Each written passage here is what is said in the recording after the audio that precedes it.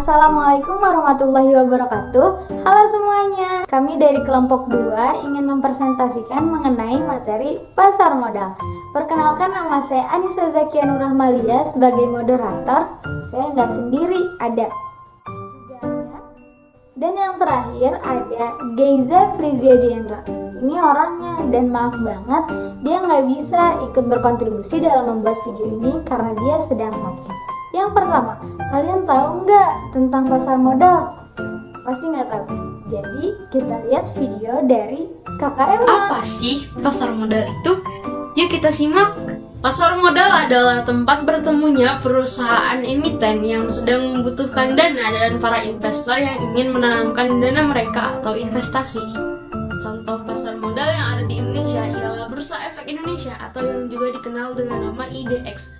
Lalu yang terbesar di dunia saat ini adalah Bursa Efek New York. Nah, itu dia penjelasan dari Kak Emma. Semoga kalian mengerti dengan apa itu pasar modal.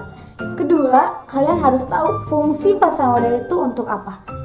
Saya Ahmad Sajali. Kali ini saya akan menerangkan fungsi pasar modal. Fungsi pasar modal itu sendiri ada dua. Yang pertama adalah sebagai pendanaan usaha atau sarana perusahaan emiten untuk mendapatkan dana dari investor. Yang kedua yaitu sebagai sarana bagi masyarakat untuk berinvestasi kepada instrumen keuangan. Nah, kita sebagai pelajar harus tahu kalau pasar itu banyak banget jenisnya. Selain kalian harus tahu fungsi tadi, juga pengertian dari pasar modal, kalian harus tahu jenis pasar modal itu ada apa aja sih. Apa sih pasar perdana, pasar sekunder? Yuk kita simak. Pasar perdana adalah tempat penawaran efek pertama kali di pasar modal dari emiten kepada investor sebelum diperdagangkan di pasar sekunder. Contohnya adalah perusahaan terbuka ABC melakukan penawaran saham perdana untuk menghimpun dana dari publik dan selanjutnya publik turut berpartisipasi dalam pemodalan perusahaan tersebut. Pasar sekunder adalah pasar di mana efek yang sebelumnya diterbitkan di pasar primer masih beredar dan diperjualbelikan. Contoh market sekunder misalnya, Tony selaku investor ingin membeli saham Apple Inc. di market sekunder, maka Tony bisa membeli sahamnya dari investor lain dan bukan dari perusahaan itu sendiri. Jadi pada dasarnya siapapun yang mau menjual saham di market sekunder sebenarnya menjual sahamnya kepada investor lain. Nah, jenis pasar modal itu nggak cuma dua loh guys. Yang terakhir ada bursa paralel. Bursa paralel merupakan pelengkap bursa efek yang ada bagi perusahaan yang menerbitkan efek yang akan menjual efeknya melalui bursa dan dapat dilakukan melalui bursa paralel ini. Sekarang aku tanya, kalian tahu nggak bursa paralel itu diselenggarakan oleh siapa? Jadi bursa paralel itu diselenggarakan oleh Persatuan Perdagangan Uang dan Efek-Efek atau bisa disebut PPUE.